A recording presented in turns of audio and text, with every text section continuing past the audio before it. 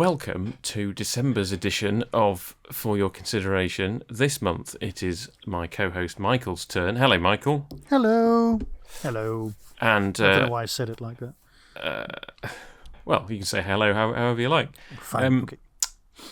Okay. Last month you chose that we were going to do Max Headroom I this did. month, and we're specifically watching the original UK pilot. You can explain more about all the various different versions of Max Headroom.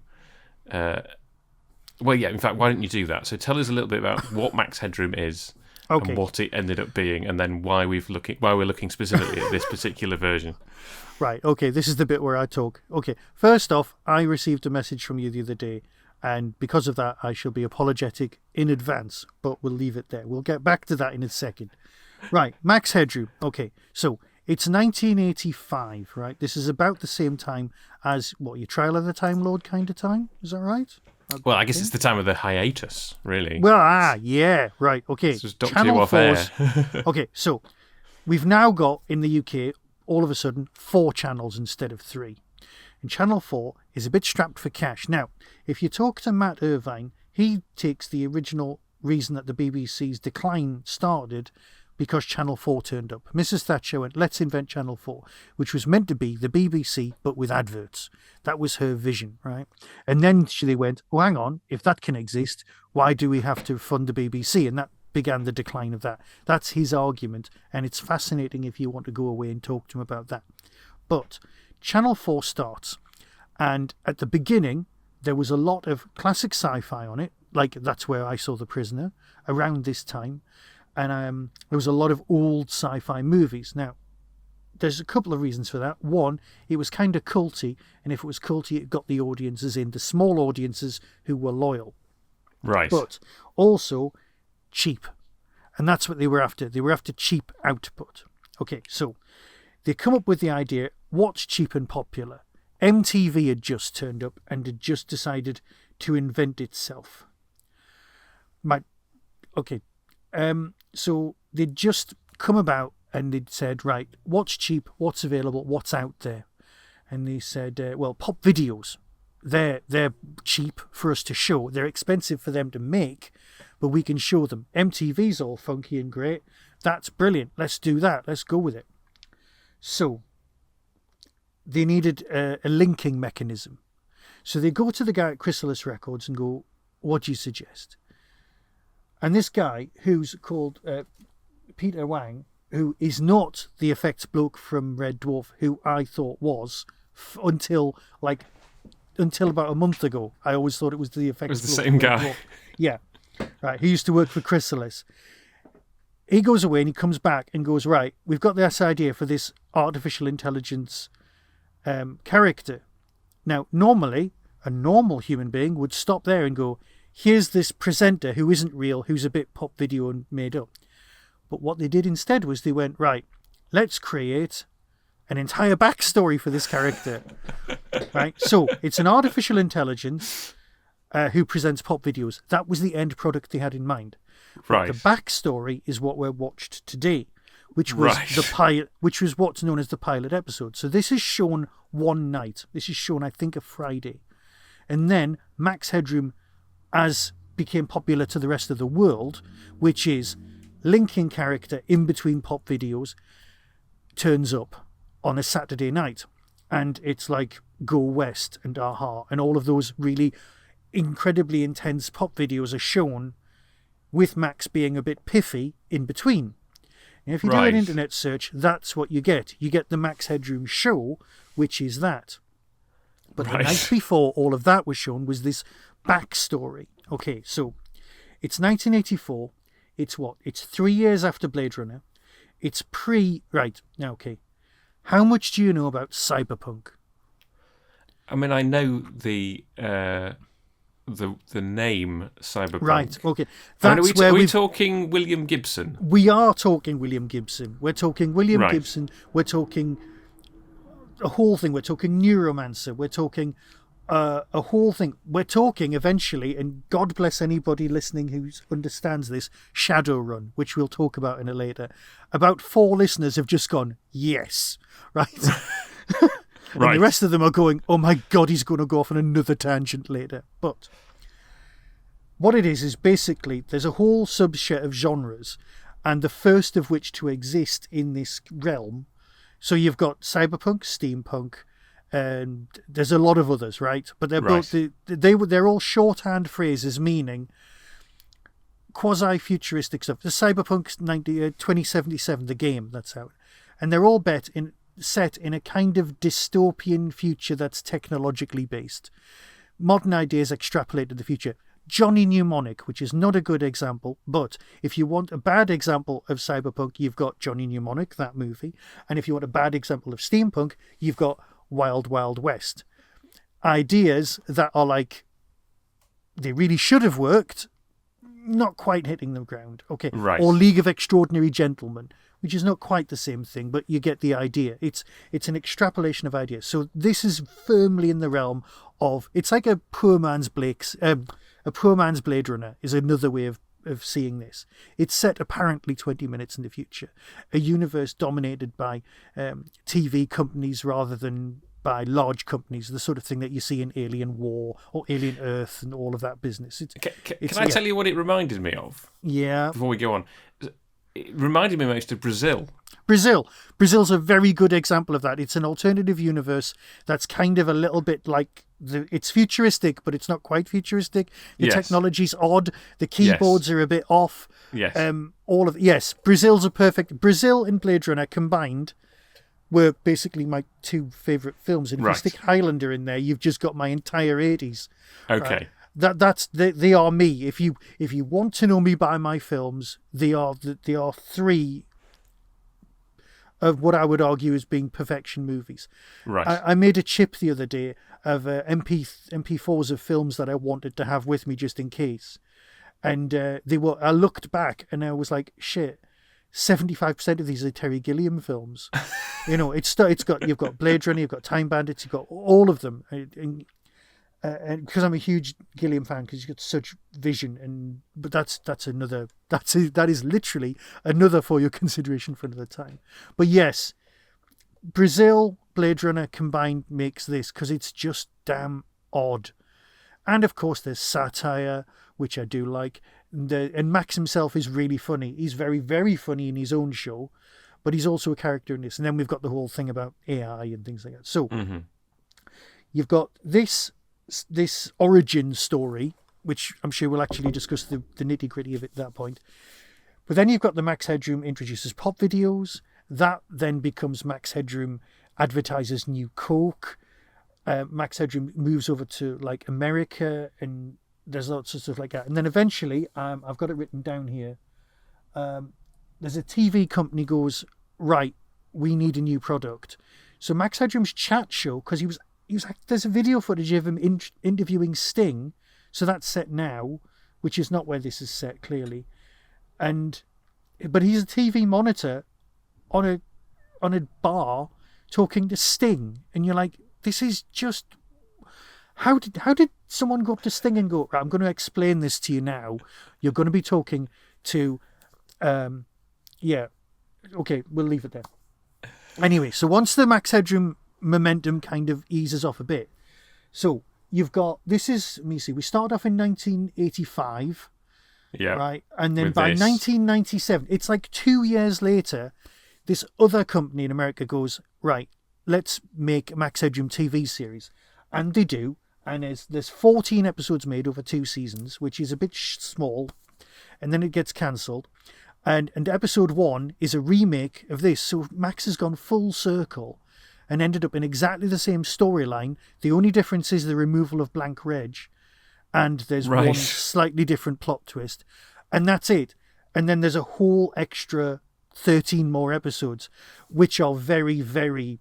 they're even darker.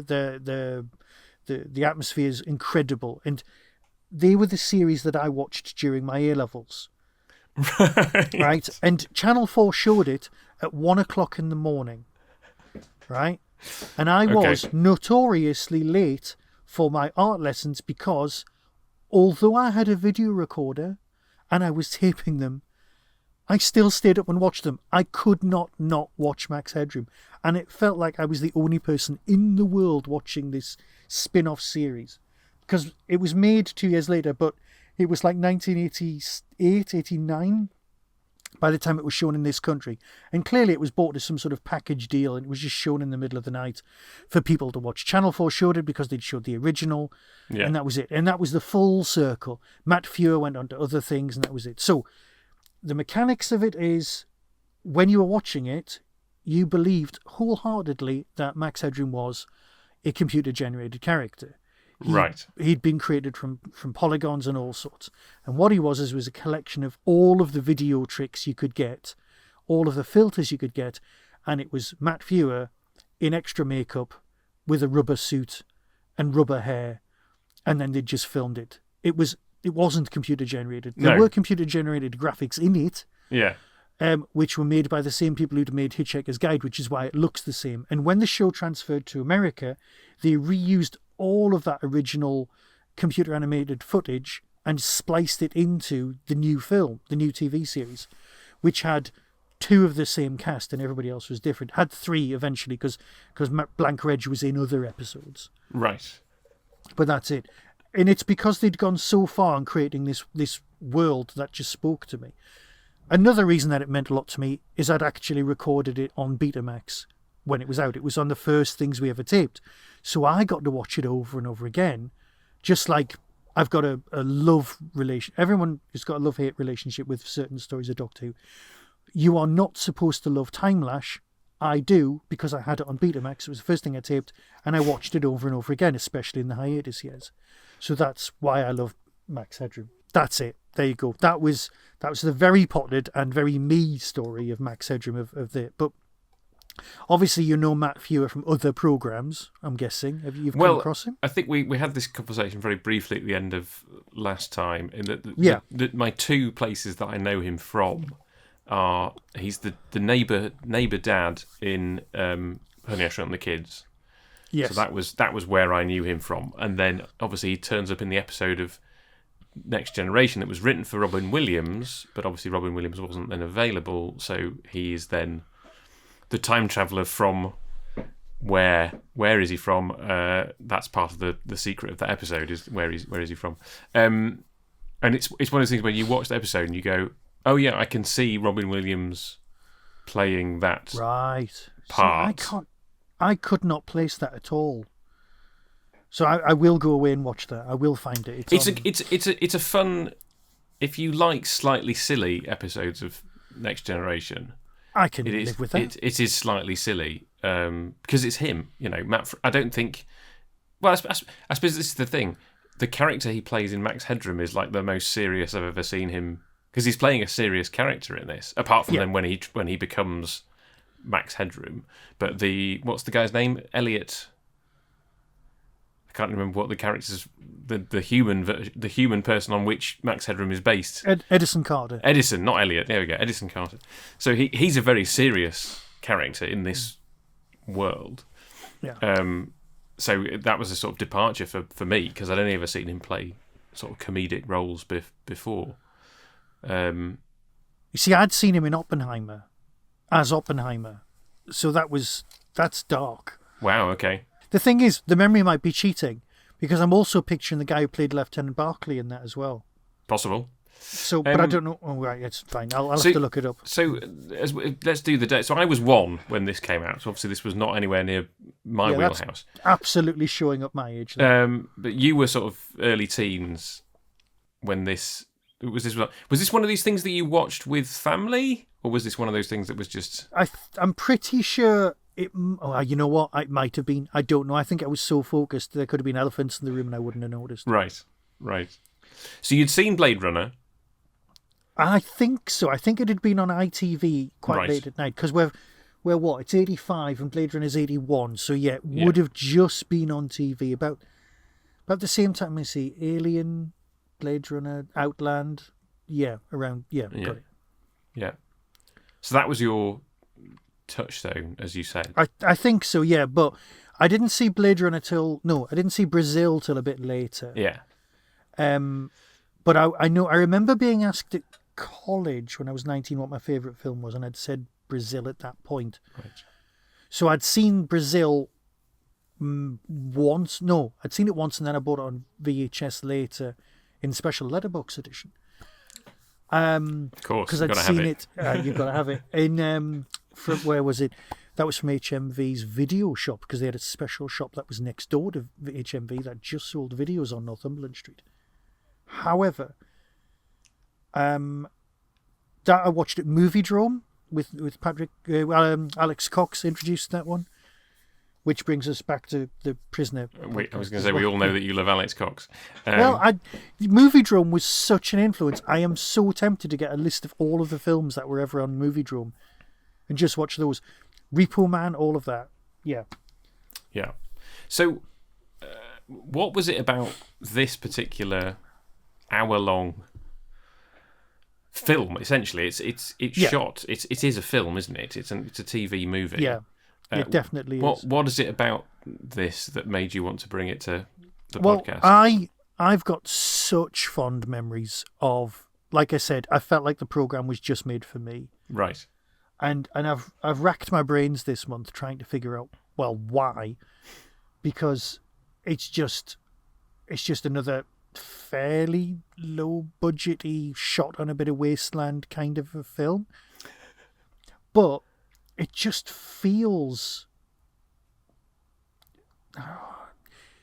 It felt really influential on me. It's dead quotable. That's always a good thing. There's a lot of lines that I hear in my head, like coming to you very much live and direct. I know I have said in podcasts while I've been doing it, while I've been talking to myself, because let's face it, when you're a solo podcaster, that's all you do is just talk to yourself. Yes. And after 1,400 episodes, I know I will have said that to myself. But there's lots of other things. Was it Making Tomorrow Feel Like Yesterday? Coming to You Day After Day, Making Tomorrow Feel Like Yesterday. I must have played that so many times that it just got ingrained in my head. It was one of those tapes I don't think I ever taped over, because it was fun. It felt like it was saying something, although I wasn't quite sure what, like The Prisoner did. Mm-hmm. And it just kind of, I think it spoke to me. That was it. And I wish I could be more eloquent.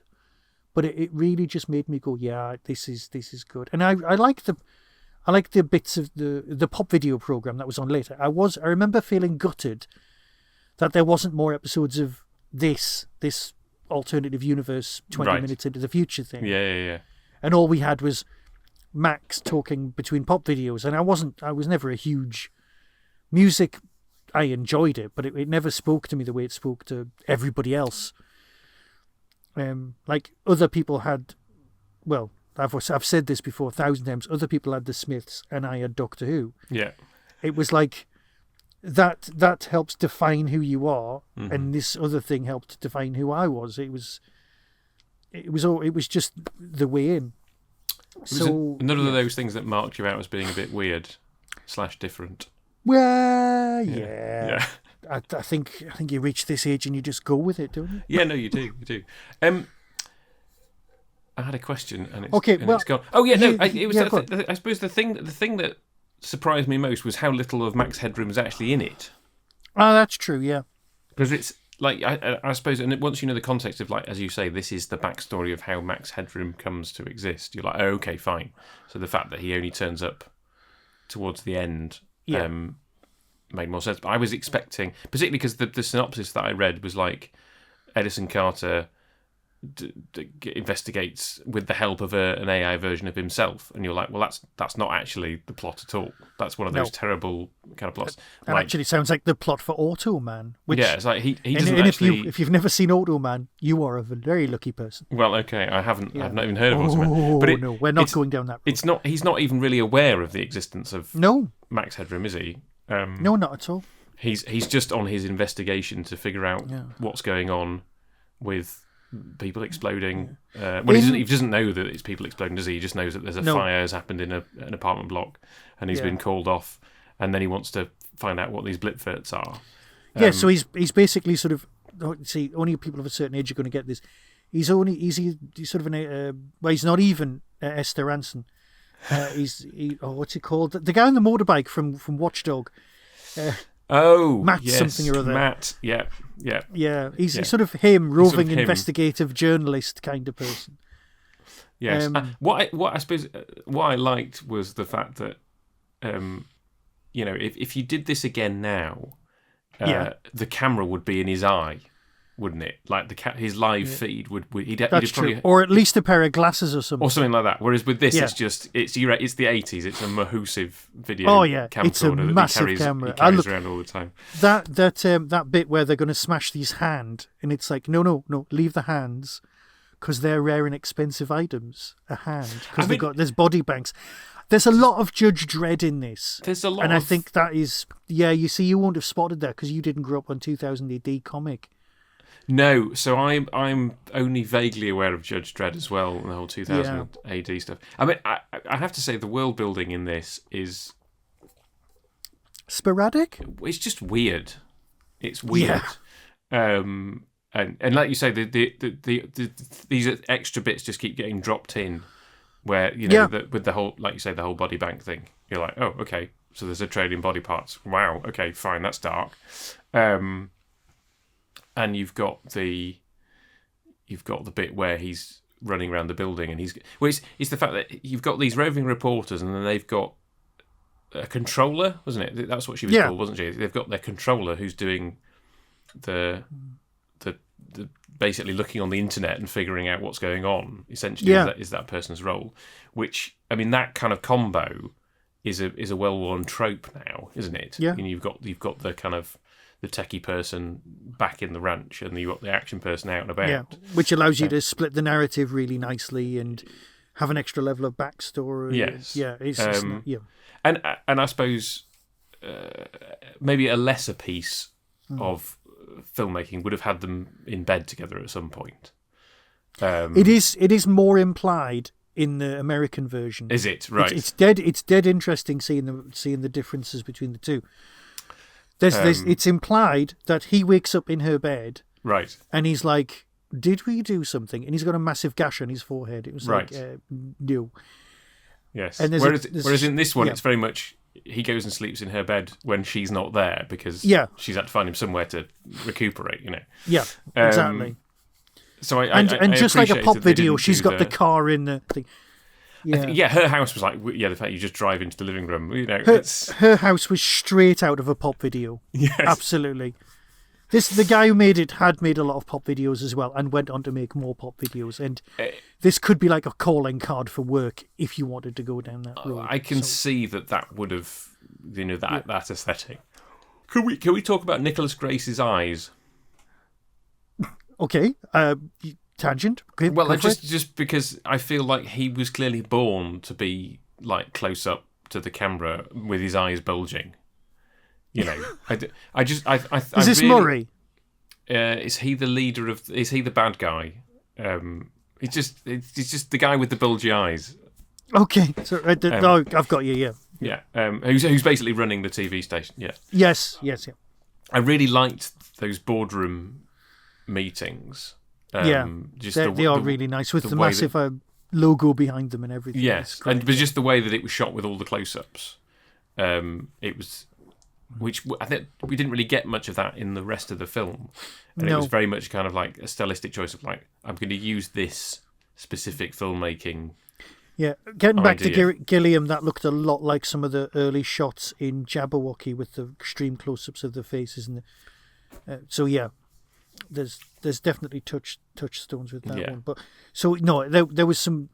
Okay, so the Bryce, the kid, yes, who has got DNA of, I want to say WizKid, going through that character, and then obviously in the American version, he's also more Adrian Mole here than he is in the American version by far. He was very annoying. He's very annoying, but he's more annoying in the American version, and yet they try and portray him as more likable. Okay. It's weird. There is some odd choices with that particular character going on. But I suppose he is fairly bloodthirsty. And now I think they would probably have portrayed him slightly more spectrum-y, I think, rather than just bloodthirsty or just a bit twisted, because he's meant to be the sort of child's genius. Yes. But then he's on his computer in the bath. Yes. I mean, I feel he's more like, the way I sort of read the character was that he's kind of the amoral child genius, right? He's not really thinking about the consequences of his actions beyond, the fact that he likes being a programmer, Yes, he deals with the two thugs to the extent of kind of, get rid of this body. So, there is an element of him being, he's not a great character, but it seems to be mostly thugs could have stepped out of a comic strip presents, which is around at the same time. Right. Very easily. They could have stepped straight out of one of those and not batted and been just completely accepted, no problem at all. Like the Bad News Tour or something like that. They would have fitted really well. Sorry, this has become a homage to Channel 4 in its heyday for me tonight. So, which came as a surprise. Apparently, AMC Cinema are quite far down the road of doing a reboot. Oh. And I don't understand how or why. But okay, go with it. I can't see it working. I don't know, I guess it's a bit like Tron. Well, when they did another Tron film, and I was like, what's the point of doing Tron again now? And I haven't watched the latest one, but no, I haven't. There seems certain things that are just like, well, that's just of its time, and there's not an easy way to do it now. I think it's because it's an existing product. Because Neuromancer, which is getting back to William Gibson, is in production from Apple TV. Right. You've got basically the Blade Runner and Alien world have been morphed into one now in Alien Earth, because there's parallels with artificial intelligence and going on that road as well. So there are two big pushes in sci-fi TV. And they've gone, oh, what other products have we got lying around that are a bit similar that we can milk? Right. I can't see it working, but I absolutely love the other 14 episodes because there's more world building. This is the series that I wanted 4 years earlier. So, right. I've got them on a chip somewhere and shoved in the back of a TV so I can watch them whenever I want. But I don't understand how. I think that's the reason it's coming back. They're looking into it anyways, because other people have got similar products, and this is different enough to be quirky. But even when Channel 4 did a celebration of 40 years of Channel 4, Max Headroom was there. They brought out, somebody brought out in a TV, they pushed out an old 3x4 TV with an elderly Max on it, who was Matt Viewer. They'd got him back in to do more and shove him under all that makeup to play Max now, trying to come out of retirement for this 30-second celebration of Channel 4. So he definitely had an effect and was part of the I'd say zeitgeist at the time, if you want to be all poncy. But he wasn't just of his time. He kind of helped define that time for a lot of people. Am I right in saying that the service robot in the Cafe 80s in Back to the Future 2, is that supposed to be a Max Headroom-like character? All of the characters in the bar, because I think one of them's Reagan. They're all meant to be, because it's an 80s themed bar. Yes. And all of the characters are meant to be recreated AIs in the way that Max was. Right. As a homage to Max. So yeah. Right. Exactly. And maybe he was bigger in the States than he was here, but this is where he started. And it feels so British, but Edison's got the, I would say, mid-Atlantic accent going on. But in the pilot version, he's arguably one of the only kids. Oh, one of the only Americans. Yes. So in the British version, they're talking about ratings and how many their audience share was. Right. And if you listen to the numbers, they're really similar to the sort of numbers of viewers that shows are getting now. You're right. They were like, oh yes, it went up to 2 million overnight. Yeah. Right. The American version, obviously they'd be scared of that kind of thing. They're going, yes, it's at 60 million now. We've lost 2% overnight. And I'm thinking, yeah, it's not the same. No. You were just scared, weren't you? Yeah. Yeah. And I suppose you talk about it being the zeitgeist. And you mentioned this last, or I mentioned this last. One of us mentioned it last time. The incident where. Oh right, I didn't know anything about it until I came back to Max Headroom quite recently. When I went, oh, it's been released on DVD. I wonder how much it was. Found out how much it was, and promptly didn't buy it because it was never on Blu-ray. It was always just the DVD box set, and I thought, well, that's kind of Blu-ray prices there. So then, while I was doing a search, I came across the Max Headroom incident, which I wasn't previously aware of at all. Oh right, okay. I've now watched the actual incident. Right. Because it's on YouTube. Yes. And kind of wish I hadn't. I think for me, just the fact that it's a Doctor Who related thing is what makes it interesting. It's Horror of Fang Rock, right?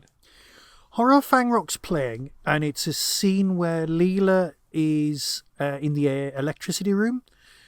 I think she might be wearing the fisherman's jumper at this point. Right. Yeah. She wears that for most of the story, doesn't she? Oh well, and then it rolls in that lovely way that VHS used to. Yeah. And it looks like there's a video edit, like the way it rolls into itself, and then you are. Apparently, have you seen it? I think I have seen it a while ago. I mean, I remember reading about it. All right, it looks like it's been shot in somebody's garage. Yes. And the Max Headroom strobe lines behind are performed by what looks like a garage door sign, and somebody's just rocking it backwards and forwards, which is a very nice tune. Somebody's wearing a plastic Max Headroom head mask thing, and they're just a bit odd, and then they become very odd. I believe there's a spanking bit. I was going to say they moon the camera, don't they? They do moon at the camera. Yes, that's the best way of putting it. For people who don't know what we're talking about, Michael, this was on this was on an American TV channel, wasn't it? I think so. Yeah, probably PBS, given that I think PBS was mostly what was broadcasting Doctor Who in the States. Yeah, that would make logical sense. Yeah, and somebody hijacked the signal, as was possible back in the day. If you had a powerful enough transmitter, you could hijack onto broadcast, couldn't you? Oh, that makes a lot more sense than what I was thinking. I thought it was somebody who might be working there. No, I think if switched a cable. If you're interested, there is a whole Wikipedia page about the night the Max Headroom incident, which explains it, and it obviously cuts into the transmission, and for 1 or 2 minutes or however long it was of this guy, pretending to be Max Headroom, and then it goes back. And as far as I'm aware, they never found out who it was, why it was done. I don't think I don't think the guy repeated his actions. No. But it's weird, and the only reason I know about it because of the Doctor Who connection. It was Horror of Fang Rock. Yeah, because it's Horror of Fang Rock. If it hadn't been that, I'm not sure I would have heard about it. But just very weird, very weird. Yeah, it's. There's no other way around it. It's just odd. But I suppose if you'd go in and let's find a mask in the shop. Look, let's just go with it. It's like the dead presidents robbing a bank. You're like, is it just the masks that were around? Or I suppose if it's a popular mask, it's going to be less traceable. So they'll never find out what's going on. But it's just weird. It is. So it's very weird. In the TV show, in the thing I made you watch. Yes. Anyway. There's a storyline, and the storyline is they've compressed commercials to 3 seconds instead of 30 to prevent channel shifting. Okay? Yes. Because I've been watching it, I've been thinking about this, and you know that my brain ticks on in the background, regardless of whether I wanted to or not. Do you think YouTube videos have perfected this? You're watching a film you actually want to watch, a show, a screen, whatever it is, a YouTube episode, and an episode comes on, and you consciously have to press the button to skip it. You have to engage and you can't look away. You can't go to another channel and come back because, well, you can't go to a different channel while YouTube adverts are on. You have to engage to get through them to get to the other side. So I was wondering if YouTube adverts are the closest to blipverts we've got, because on ordinary TV, most people don't watch TV live, so they just record Sky. You get to a commercial break, you fast forward through the adverts, you press play. Some people have not seen an actual commercial on TV for decades because they're not watching live TV. Or no, I mean I'm not. What we used to do was a show would be on live. You'd press record, go off and do something else, come back 10 minutes later, so that you had some time to catch up. So you could get to the end at the same time as everyone else. You would arrive at the end in real time, but you could fast forward through the adverts while it was on. It's like you join late in order to get there. So yeah. And this is the workaround that they've come up with. So yes, I don't know. It's. I mean, I guess the thing that I thought about, I wasn't thinking about that, to be honest. I was thinking more about the whole, you've compressed 30 seconds into 3. It made me think of Speed Learn from The Prisoner. Oh, yeah. Where they've got you in front of the TV and they kind of hypnotise you with facts and figures. Which I'm still very much up for. Yes. I know that's absolutely not the argument you're supposed to come up with No. in the episode, but I'm very much up for just getting a load of facts into my head. Yes. Well, and making them stay there. And I suppose the success of that is Neo learning how to do kung fu in the Matrix. There are ways in which having a skill dumped into your head, or Joe 90 with the glasses. We've talked about that before. But obviously in this case, it makes people explode. If they're particularly sedentary in their which habits. would put me in a high risk group. Which at the moment, it was interesting. I thought the way they did it was that they showed the board's reaction to watching the clip. Yeah, because I was that's another thing that's different in the American version. You actually see the explosion much earlier on. You see it in the initial meeting, right? Because American TV is very obvious. It can't because with the British version. It's setting up the mystery of, oh my God, what are they actually watching? And you know that eventually it might either pay off or you won't get to see it and it's meant to be disgusting. But in the American version, that they're like, go, and here is the motivating factor. Here is the Rebus tape. Here's what's on it. Yes. I mean, my take on that was my initial thought was like, oh, well, clearly what they're describing is far too horrible to show. And that's why they're just conveying this information to us by having the boards react, and to be fair, the reactions of all the actors was enough. Yeah, and they've told you what's happened. Yeah, like okay, somebody exploding, that is not going to look nice, is it? And I was like thinking, okay, well maybe they've just done it for the ability to show on British TV. You know. And then obviously you get to the point. I do not know what time it was shown. I would look it up. But... And then you get to the point where you're like, oh no, they're actually going to show it to us now, and that was gross. It's the kind of image I don't really want in my head, to be honest. Okay, well, I'll be more careful in future. No. It's fine. It's fine. It is fine. It's the kind of thing that might get stuck in my head and disturb me, but also hasn't really. I'm thinking about it now. You're thinking about it now because we're discussing it now. Because we're discussing it now. Yeah. Yes. So there was that. I was like, oh, okay, yeah, no, they've done that, right? Nice. I mean, I've seen 51st State. Have you seen 51st State? I know the song, but no. But basically, there's a drug which makes people explode. Meatloaf. Is it Meatloaf? I think Meatloaf plays. Ringing a bell. I think Meatloaf plays the bad guy, and he explodes. Anyway, that's a digression. Yeah, I'm going to put that on a to-do list. So, but yeah, like I said, my thing was like, oh yeah, I wasn't really thinking about the channel hopping aspect. I was thinking about the fact, we've compressed 30 seconds into 3, which means it must act on some kind of subliminal level into the person's brain. Yeah. To convey all that information, and I suppose it feels a little quaint, the whole channel hopping thing, because if you watch linear TV these days, you're probably elderly. There's much more complicated factors for different companies to navigate now in terms of getting your attention. Yes. With YouTube, generally, you've chosen to watch a particular video, and you have to endure the advert. or not, as the case may be. Yeah. Oh my God, the standard of the adverts on YouTube.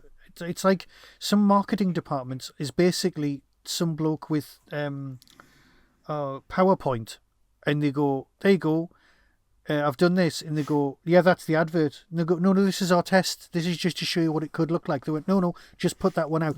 They're the standard equivalent of the old cinema commercials of like, visit this restaurant, only 3 minutes walk from here, and a photograph of one meal. It's that kind of standard. Sorry, I am so showing my age, but that was local cinema advertising years ago, and that's what it reminds me of when I'm watching YouTube adverts. Yes. So I'm guessing from your text of what have I just watched? Yes. You weren't as enamoured as I was when I was 12. Well, I don't think that was ever going to be possible. It's not possible for me to be as enamoured as I was when I was 12. I mean, it largely held my attention. I think to be fair to you, Michael, of everything that we've done on this podcast, right? Yeah. Whether I've enjoyed or not enjoyed a thing that you've brought, generally it's kept my attention. And there's stuff to talk about and have the conversation about. I mean, I thought it was an interesting attempt at building a world.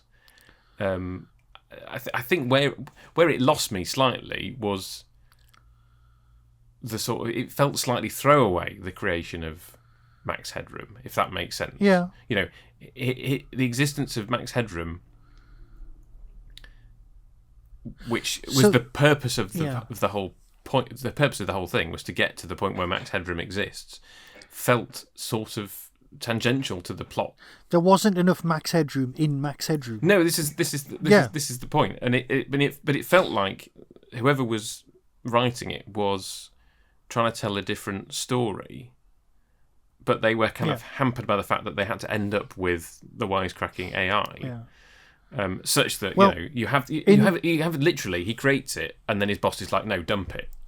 And then he dumps it by getting the other guys to dump it with a rival TV station. So the important bit for the big difference between this version and the American version is Max doesn't go to big time TV. So Reg isn't in it. So Max stays at 23. Right. He actually takes over the channel.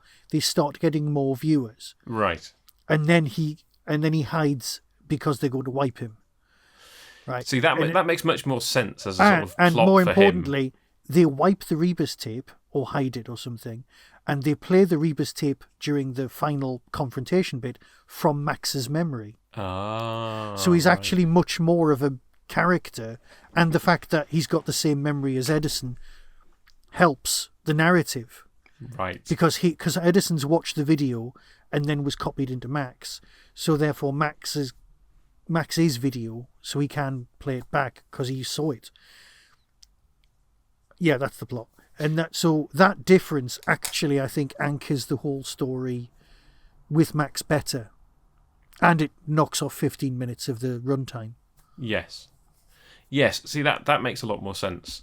That sounds like they basically watched the British version and went, okay, this could do with the script edit. Exactly. That's exactly what happened. They just went, right, we'll lose that bit, and if we do that, we can do this, which is better. So you said, obviously, watching it now, you don't have the same feeling as when you were 12. What is your relationship to Max Headroom now? I still enjoyed it. I went away and went, right, I must watch all of the other episodes. So at no point did I go, oh, it's not as good as I remember. It's just obviously the love you have for something when you're that age burns so much brighter than it can when you're later in life. It's just, my theory is that when you're 10, 1 year is one entire 10th of your life. It's a massive chunk. So an event TV, something like this, takes up more of a percentage of your existence. And because your formative years, I don't have a lot of very young memories at all. If you talk to my wife, she's like, oh yeah, I remember something when I was 2. And I'm like, I have trouble before I was 7, right? There's just not much going on. Well, there's lots going on, but they have to be like poked and prodded. So experience-wise, as you get older, something that's a bit of TV, and also our way of experiencing TV is very different.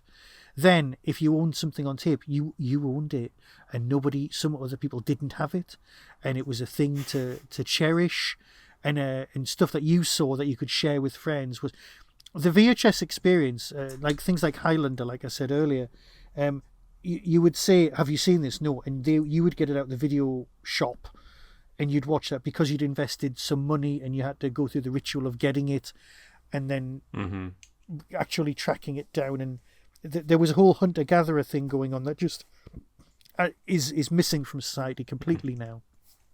Well, it's just you want something, you go on eBay, you can have it within 2 days. Well, it's just lending people stuff. Yeah, you know. Yeah. It's funny. I've got some friends, and their eldest may or may not eventually decide to watch classic Doctor Who, and they've already come across the fact that you can't watch An Unearthly Child on iPlayer. Yes. So I've said, well, yeah, you can borrow that one.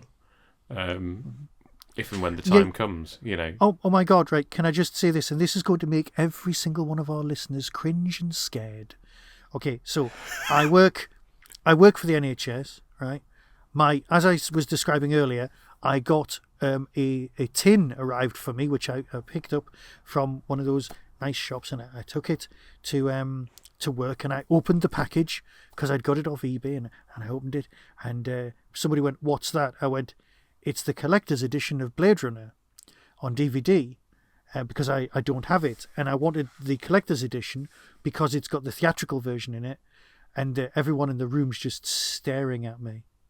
And they went, and someone actually said these words, "What's a DVD?" Wow. How old was this person? In their early 20s.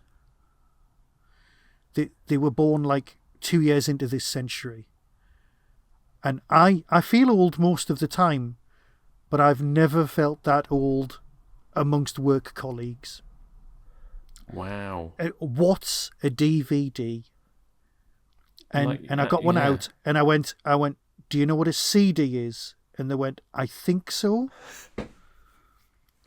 And somebody else in the room who was nearer my age could not stop laughing. And then she went, "God help you if you have to explain what a VHS is." And then I mentioned Betamax and top loaders, and all of the older people in the room were very happy. But I've never... and we'd missed out the bit where I had to explain what a Blu-ray was. Right. And I was going like, well, it's got more information on than... Is it like a hard drive? They were really trying. And I was like, sort of, but it's like... Oh, and I got one out and showed them. They went, "Oh, that's nice." And I'm thinking, this was the pinnacle of technology not too long ago. Not too long ago, no. So and they weren't lying, they weren't joking. And they said, "What do you play it on?" And I said, "A DVD Have player." You got a game? Have you got a... Well, no, you would say DVD player. And I went, "Have you got a games machine in the house?" And they've got a Nintendo Switch. Obviously, you don't put a disc in that. Put a disc in a Nintendo Switch, yeah. Yeah, and some of the Xboxes you don't even put discs in, and then I just wanted to cry. I mean, that's slightly... I mean, yes, it makes me want to cry too, but it's also somewhat fascinating. Because I would have thought somebody who was that age would still, would have had... And then it was like, well, DVDs when they were 5, Yeah, and they were honestly trying to help at this point. They said, "Can't you just stream that?" And I said, "Not this one. This is, I mean, obviously you can because I found it. It's on Sky. Yeah. But the theatrical version, yeah, I wanted that one. There's also the multinational version because there's two. There's a European and there's the original director's. There's a director's cut, then there's the final cut, and all of those. So then I was like, there's 5 different versions of the film in this set. Yeah, and they went, which just confused them completely. I went, because in different places of the world, different versions are released, and I tried. You know what? I should not have tried to... It was a rabbit hole I was not prepared to go down, and I did. It was like, so there's a version with a voiceover and an ending that's got a photograph of some snow in a car.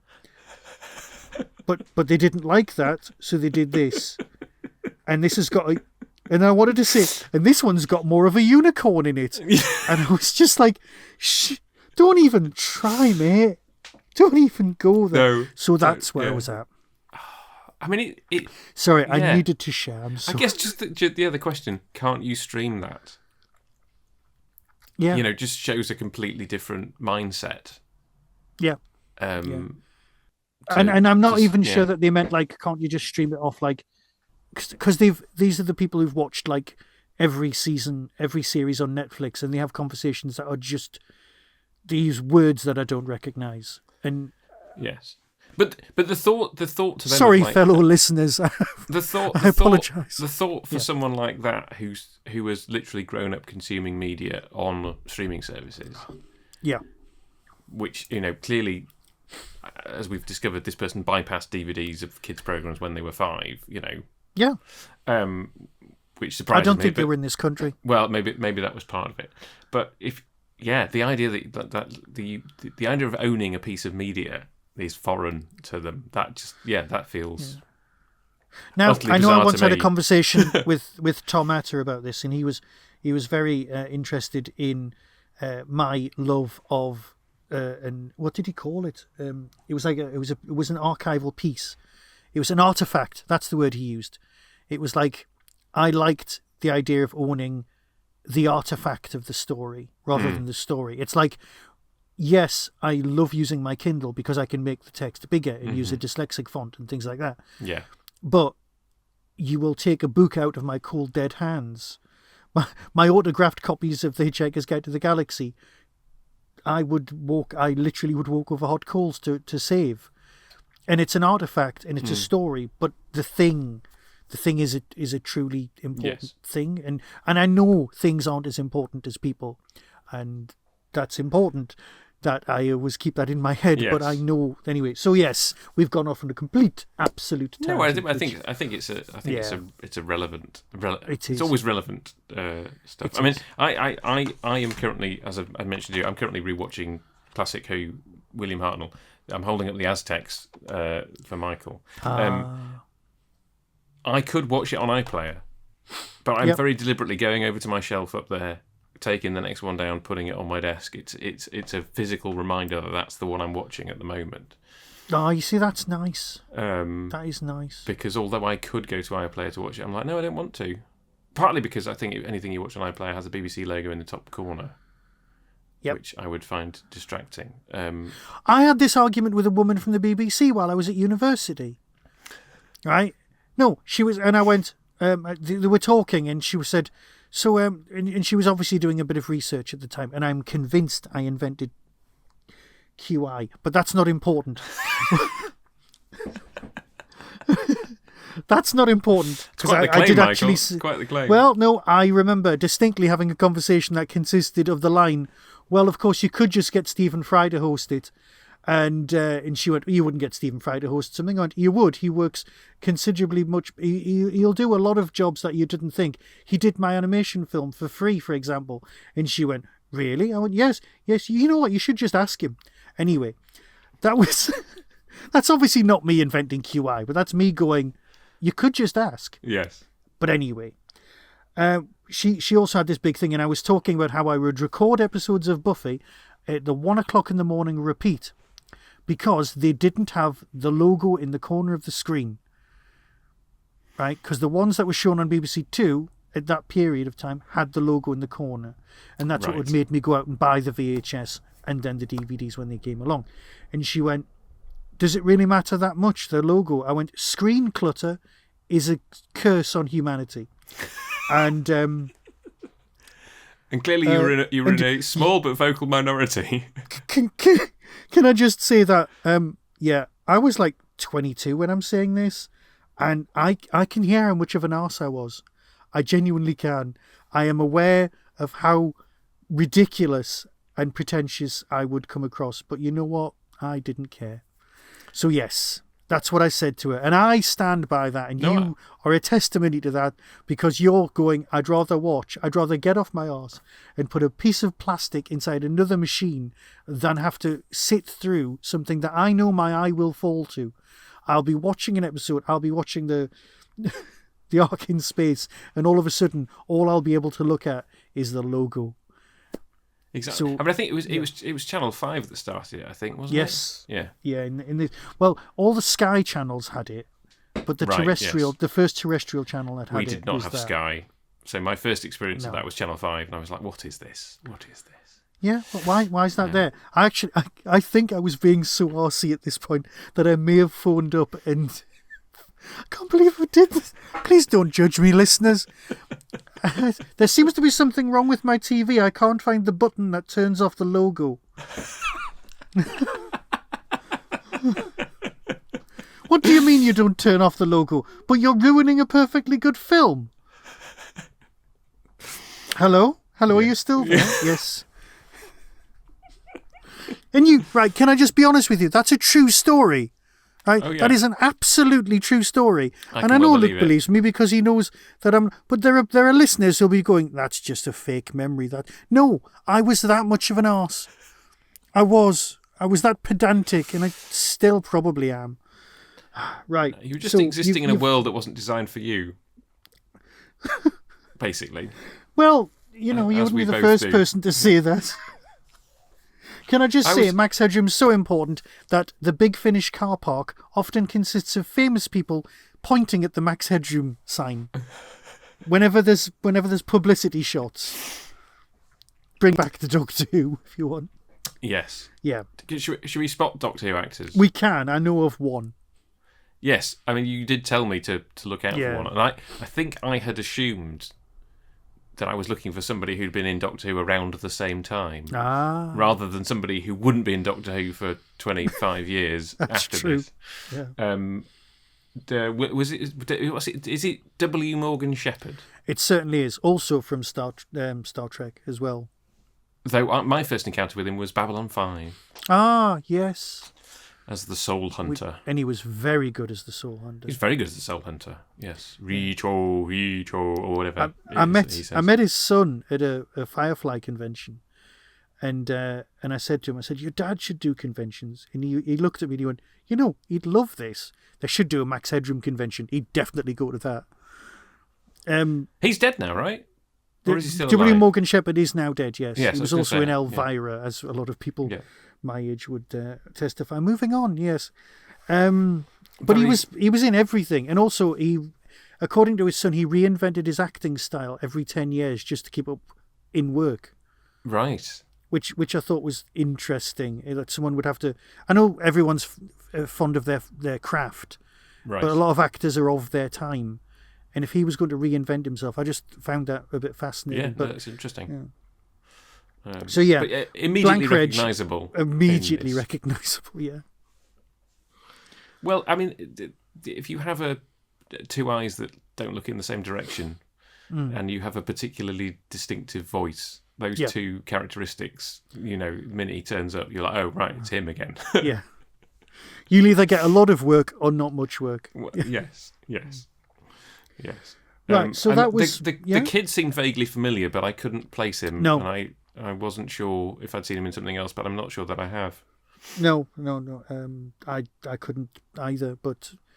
and Amanda Pays was one of those women of the moment, I think. She was very sort of late 80s kind of thing. Because she's in the American version as well. Oh, right, okay. Yeah, and they're all very good. But the guy who plays Murray, I really like, and I kept saying he must have been in Doctor Who. And I did do an IMDb search, and he didn't. He did everything. Which one was Murray? The bloke in charge of the TV control room, like the news head. Oh, Roger Sloman. Yes, Roger Sloman. Did a search, couldn't find any Doctor Who he'd been in at all. Yes, I immediately recognised. Is he the guy from that Mike Leigh thing?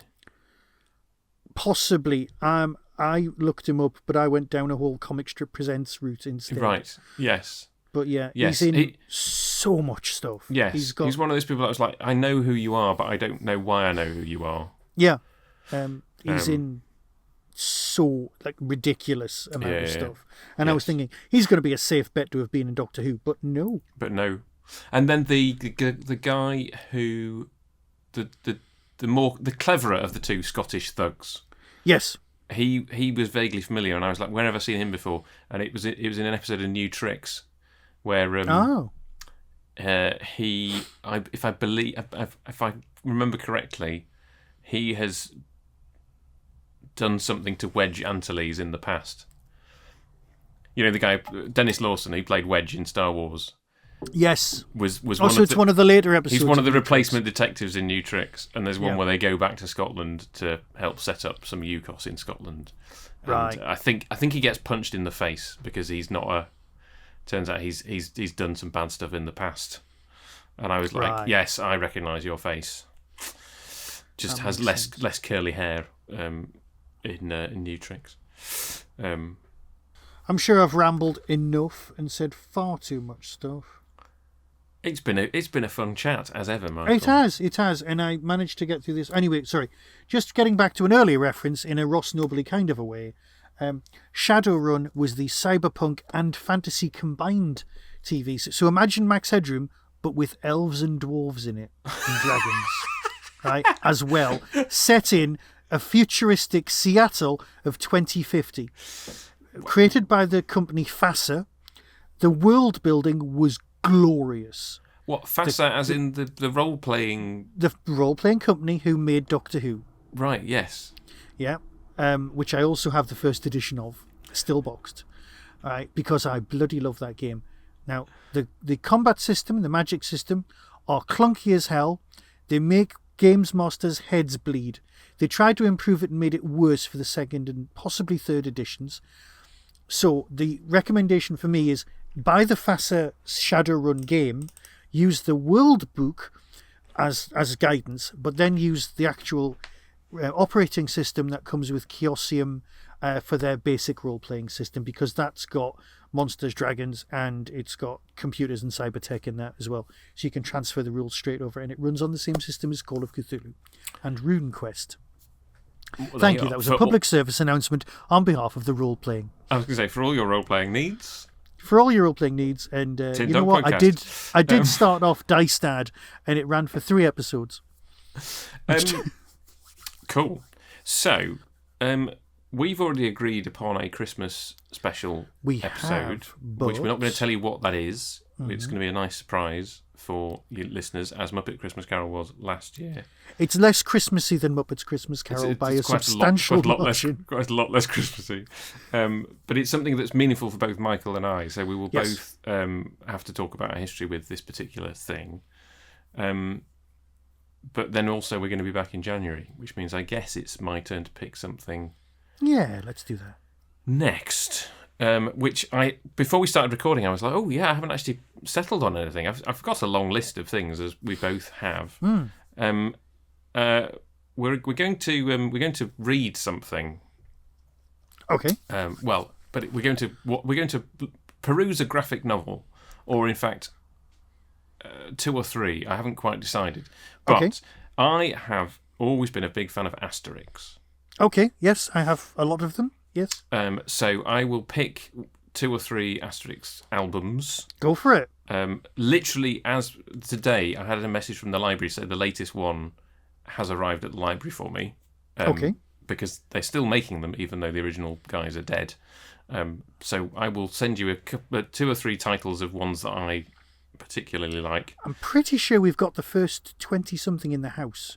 So that would be good, because they're not mine, they belong to my wife. I buy them to her for like Christmases and stuff like that. So this would be useful. There's 24 from the start to when the original writer died. We've definitely got all of those. And then there's a whole bunch that the original illustrator wrote after, which we can talk about next time. So I will pick some from... Go for it, that'll be great. I think mostly from that era, because the best ones are from... Yes. When Goscinny and Adazay were working together. And we can talk about that. That will be great, because Andy's been telling me to read them for ages, so that'll be brilliant. Well, I hope you enjoy them. And I will. So you'll tell me exactly which ones to do, and that will be great. Obviously, there are no Doctor Who actors to spot. Well, you say that, but I have seen Mansion of the Gods movie. And I can think of 2 off the top of my head. I think I've only ever seen bits of the Asterix in Britain film, and then 12 Tasks of Asterix. I haven't really got into the film side of Asterix. It's always been the graphic novels for me. So right. Well, we'll stick with that first. We'll talk about that next time. And in fact, Mansions of the Gods, I think, is probably one of the novels I'm going to pick because that one is, yes, one of my favourites. So excellent. I will say farewell, and we will see you at Christmas with something to be surprised, and then we'll see you in January with Asterix, hopefully, unless we certainly will. Life throws spanners in the works. So I will say farewell. Farewell. And I will say, be seeing you